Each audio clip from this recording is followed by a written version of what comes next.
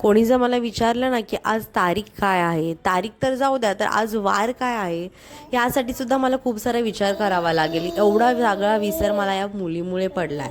मला तारीख वार सुद्धा आजकाल लक्षात नाही राहतात आणि तारेवरची कसरत कदाचित यालाच म्हणत असावेत.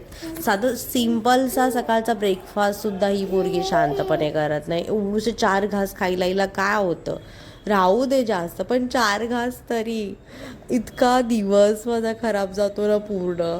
आणि खायला देते म्हणून ही खिडकीच्या बाहेर तोंड काढायला बघते, तर तिथून ती काय पळून जाणार आहे का? आणि कशी बसतीये बघा.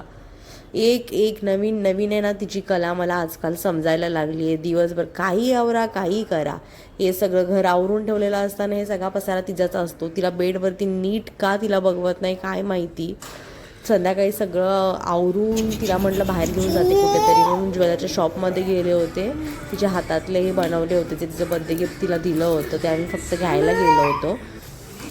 संध्याकाळी तिला छान असा मी पराठा दिला होता बीटाचा बनवून.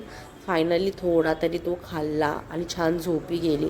बोगी होती, सकाळची भाजी भाकरी बनवतात, पण कोची बाबा घरी नव्हते, तर संध्याकाळी मी बनवली होती. दुसरी भाकरी टाकत होते तोवर ही मुलगी उठून बसली. मग तिलाच असंच काखेमध्ये घेत घेत मी दुसरी भाकरीसुद्धा बनवून घेतली. आणि संध्याकाळी छान असं आमचं जेवण झाल्यानंतर ही अशी मस्ती चालू होती. ते बाबा हंतरून टाकत होता आणि हिला हंतरून टाकायचं नव्हतं. आणि यांनी बोललं होतं की तिला जर तू सोडलीस तर तुला हंतरून टाकावं लागेल, मी टाकणार नाही. आणि ही पोरगी कुठली ऐकतीये, जाऊन तिथे मध्ये मध्ये मध्ये तिचं चाललं होतं.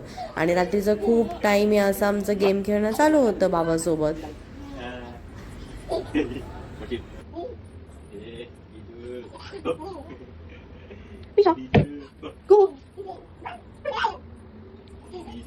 हो, खूपच्या अशा गोष्टी तुम्हाला बघायला सुद्धा आवडत असतील तर सबस्क्राईब करायला विसरू नका. थँक्यू.